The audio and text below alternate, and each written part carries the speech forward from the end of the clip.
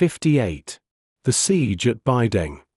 After Qin Shi Huang defeated the Xiongnu, northern China remained peaceful for over a decade.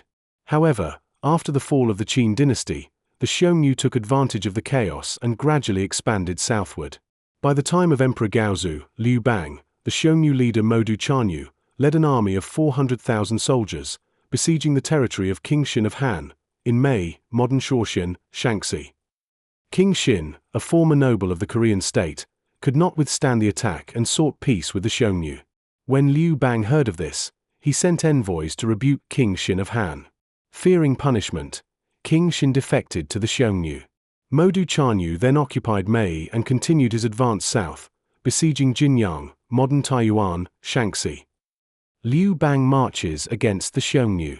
Hearing of the invasion, Liu Bang personally led an army to defend Jinyang. In the winter of 200 BCE, heavy snow covered the land, and the extreme cold crippled many Han soldiers. Many lost fingers due to frostbite. Some froze to death. The Xiongnu, however, were accustomed to the harsh northern climate. Despite this, the Han army won several battles, forcing Modu Chanyu to retreat to Daegu, modern Dai County, Shaanxi. Liu Bang entered Jinyang, and his scouts reported that the Xiongnu forces were weak. Their soldiers were old and exhausted. Their horses were thin and malnourished. If the Han army pursued them now, victory was certain. Liu Bang, however, was cautious. He sent Liu Jing on a reconnaissance mission to the Xiongnu camp. When Liu Jing returned, he gave a warning. "We saw many weak soldiers, but I believe Modu is hiding his elite troops in ambush. Your Majesty must not fall into his trap." Liu Bang was furious. "Nonsense. You're trying to scare me and stop my campaign." He imprisoned Liu Jing for defying his orders. The Xiongnu ambush at Baideng. Ignoring Liu Jing's warning, Liu Bang advanced with his forces. Upon reaching Pingcheng, modern Thatong, Shaanxi, he was suddenly ambushed. Tens of thousands of Xiongnu cavalry emerged from all directions. The weak soldiers were merely a decoy. The elite Xiongnu warriors surrounded the Han army at Baideng. Liu Bang and his troops were completely trapped. For 7 days, they could not break through. The Han reinforcements were too far away, unable to rescue them. Liu Bang's situation was dire. The secret bribe that saved Liu Bang. One of Liu Bang's closest advisors, Chen Ping, devised a desperate plan. He sent a secret envoy to Modu Chanyu's wife, the Xiongnu queen, Yanji. The envoy offered her vast amounts of gold and treasures, begging her to persuade Modu to release Liu Bang. The queen was delighted with the riches. That evening, she whispered to Modu, "The Han Emperor's army is strong.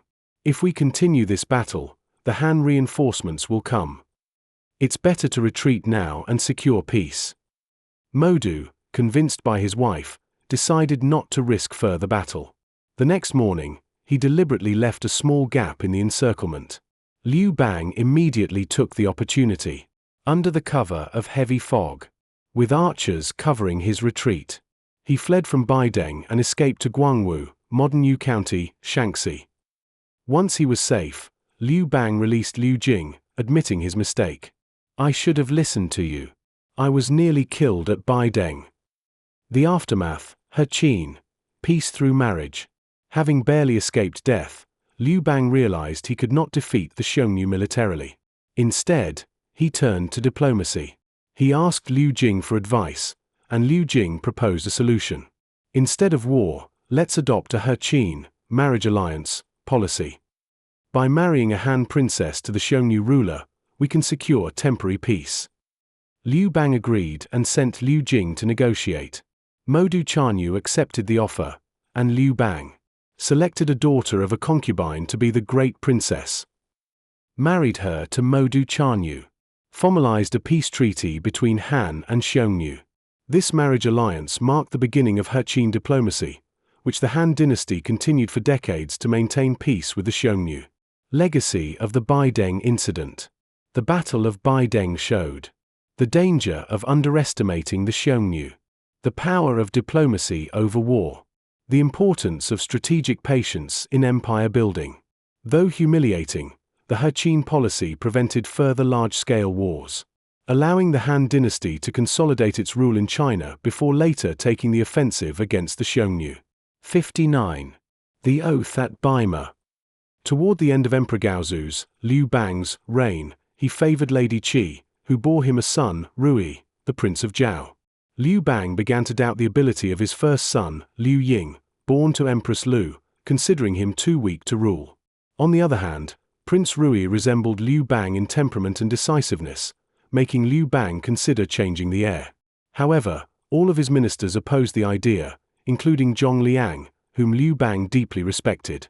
To strengthen Liu Ying's position, Zhong Liang brought in 4 renowned scholars, known as the 4 white-haired elders of Shang Mountain, to serve as mentors and advisors to Liu Ying. Realizing that Liu Ying now had strong support, Liu Bang reluctantly abandoned his plan. He told Lady Qi, "The crown prince has wings now, I cannot change it anymore." Lady Qi wept bitterly, but there was nothing she could do. Liu Bang's final days. During his campaign against Ying Bu, Liu Bang was shot in the chest with an arrow. His injuries worsened over time. One day, a trusted informant secretly warned him.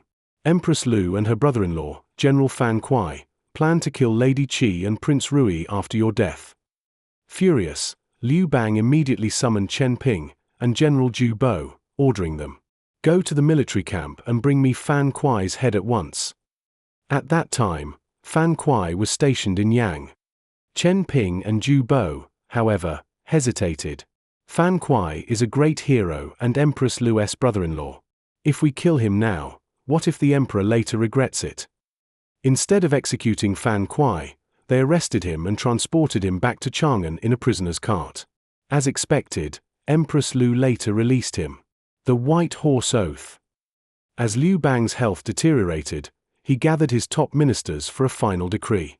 He ordered his servants to slaughter a white horse, using its blood for a sacred oath. The ministers swore an unbreakable pledge. From this day forward, only those of the Liu family may be kings, and only those who have earned merit may be made marquises. Any violators will be punished collectively by the empire. Satisfied with their pledge, Liu Bang finally felt at peace. Liu Bang's final words to Empress Lu. As his death approached, Liu Bang called Empress Lu into his chambers and gave her his last instructions. Lu Hu asked, "After you pass, if Chancellor Xiao He also dies, who should replace him?" Liu Bang answered, "Cao can replace him." Lu Hu then asked, "And after Cao Can?" Liu Bang replied, "Wang Ling can succeed him, but he is too stubborn. He should have Chen Ping as his assistant. Chen Ping is wise, but he cannot stand alone. Zhu Bo is loyal and cautious, but lacks literary skill. However, stabilizing the Liu family's rule will depend on Zhu Bo." When Empress Lu asked about the future, Liu Bang shook his head and sighed. "Beyond this, you will not understand." The death of Liu Bang and Empress Lu's power grab. In 195 BCE, Emperor Gaozu, Liu Bang, passed away. Empress Lu concealed his death for several days before summoning one of her most trusted officials, Shuniji. She plotted to eliminate all of Liu Bang's generals. "These generals have followed my husband for years. If they were already resentful of him, how can we trust them now? It's best to kill them all." However, Shuniji was hesitant and sought support from Lu Hu's brother, Lu Shiji. Lu Shiji's son, Lu, secretly leaked the plan to his friend, Li Ji, who in turn informed his father, Li Shong. Realizing this would cause chaos, Li Shong rushed to warn Shuniji. The emperor has been dead for 4 days, yet the empress refuses to announce it. If she moves to kill the generals, she will face rebellion, and even you will not survive. Terrified, Shuniji abandoned the plan and advised Empress Lu to make a public announcement instead. Finally, the death of Liu Bang was officially declared, and his son, Liu Ying, ascended as Emperor Hui. Empress Lu became the Empress Dowager, gaining absolute power over the court. The fate of Lady Qi and Prince Rui. Empress Lu held a deep hatred for Lady Qi and her son, Prince Rui. She demoted Lady Qi to a palace servant and summoned Prince Rui to Chang'an. Realizing Empress Lu wanted to kill Rui, Emperor Hui personally protected him, refusing to let him out of his sight, even eating and sleeping beside him. One morning, Emperor Hui went out to practice archery. He considered waking Rui, but seeing him sleeping so soundly, he decided to let him rest. When Emperor Hui returned, Prince Rui had already been poisoned. Horrified, Emperor Hui held his brother's corpse and wept uncontrollably. The brutal revenge on Lady Qi. Empress Lu was not satisfied with just killing Rui. She tortured Lady Qi in the most inhumane way possible. She amputated her limbs. She gouged out her eyes. She forced her to drink mute medicine, rendering her unable to speak. She threw her into a pigsty, calling her the human swine, Renji. When Emperor Hui saw what his mother had done, he collapsed into tears, crying, "No human being could do such a thing. I am the Empress Dowager's son, but I am powerless to rule." From that day forward, Emperor Hui withdrew from government affairs, leaving Empress Lu to rule as the de facto ruler of Han China. Legacy of the Baima Oath and Empress Lu. Liu Bang's Baima Oath was meant to prevent external threats, but it could not stop Empress Lu's internal coup. Empress Lu's ruthless purge allowed the Lu clan to gain unprecedented power, leading to the first political crisis of the Han dynasty. Emperor Hui, though the rightful ruler, was reduced to a mere figurehead under his mother's rule. This marked the beginning of the Lu clan's reign, which would soon bring new conflicts to the Han court. 60. Xiao He and Cao Can, the two chancellors. In the second year of Emperor Hui of Han's reign, Liu Ying, the aged Chancellor Xiao He, fell seriously ill. The emperor personally visited him and asked, "Who do you think should replace you after your passing?" Xiao He did not want to make a direct recommendation and replied, "Who could understand people better than your majesty?" Emperor Hui pressed further, "What do you think of Cao Can?" Cao Can's background. Xiao He and Cao Can had both been minor officials in Pei County. They joined Liu Bang's rebellion together, and although Cao Can earned many military merits, his rank was never as high as Xiao He's. Over time, they grew distant, yet Xiao He recognized that Cao Can was a talented administrator. Upon hearing the emperor's suggestion, Xiao He agreed. "Your Majesty's judgment is correct. If Cao Can succeeds me, I can rest in peace." Cao Can's governance in Qi. Before becoming chancellor, Cao Can had been the prime minister of Qi. At the time, the empire had just stabilized, and Qi had over 70 cities. Cao Can wanted to govern effectively, so he gathered over 100 local scholars and elders and asked, "What is the best way to govern the people?" However, each person gave different answers, leaving Cao Can unsure whom to follow. He then learned about a famous local recluse named Gari Gong, who was a firm believer in the Daoist philosophy of Huanglo. Gari Gong's philosophy: governance should be based on non-interference. If rulers do not disturb the people, they will live peacefully. Cao Can followed this advice, minimizing government interference and reducing the burden on the people. Under his rule, Qi remained stable for 9 years. Cao Can as Chancellor of Han. After Xiao He's death, Emperor Hui of Han immediately summoned Cao Can to the capital, making him Chancellor. Unlike Xiao He, who was meticulous and reform-minded, Cao Can strictly followed the policies Xiao He had already put in place. He refused to introduce any new reforms, adopting a do-nothing-and-let-things-run-naturally approach. Many officials worried about his passive governance. Some tried advising him, but whenever they visited his residence, he would invite them for drinks instead of discussing politics. If anyone brought up state affairs, he changed the topic. Eventually, they would get drunk and leave without giving their advice. Even Emperor Hui became uneasy, wondering if Cao Can was neglecting his duties. Cao Can's son and the emperor's concerns. At the time, Cao Can's son, Cao Zhu, served in the imperial court. The emperor secretly instructed Cao Zhu, "When you return home, ask your father, the empire is young, and his majesty is inexperienced.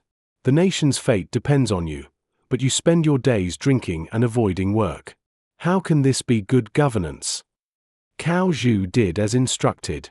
However, instead of explaining himself, Cao Can became furious. "You are just a child. What do you know about state affairs? He ordered his servants to bring out a wooden paddle and beat his son. Cao Zhu was shocked and humiliated. When he returned to the palace, he complained to the emperor. Hearing what had happened, Emperor Hui was also displeased. Cao Can's explanation to Emperor Hui. The next day, Cao Can attended court. The emperor asked him directly. It was I who told your son to ask you that question. Why did you beat him? Cao Can bowed and apologized. Then he asked, Your Majesty, between you and Emperor Gaozu, Liu Bang, who is wiser? Emperor Hui smiled modestly and said, Of course, I am not as wise as my father. Cao Can continued, Between me and Chancellor Xiao, who is more capable? The emperor laughed and admitted, I suppose you are not as competent as Xiao. Cao Can nodded. Then, if we are both inferior to our predecessors, why should we change what already works? Emperor Gaozu and Chancellor Xiao set the foundation for the empire. My job is not to create new policies but to ensure that existing laws are followed properly. That is why I do not interfere unnecessarily. Hearing this, Emperor Hui finally understood and was reassured. The legacy of Xiao and Cao Can. Cao Can served as chancellor for 3 years, maintaining peace and stability. During this time, the people's burdens were light, and the empire prospered. The people composed a folk song in their honor. Xiao sets the rules, and Cao Can follows. This phrase became a famous Chinese idiom, meaning, to continue a predecessor's policies without change. Cao Can's approach worked well because the nation was at peace. His passive but stable governance helped the Han dynasty consolidate its rule. Later, his successors were unable to maintain this stability, leading to future conflicts.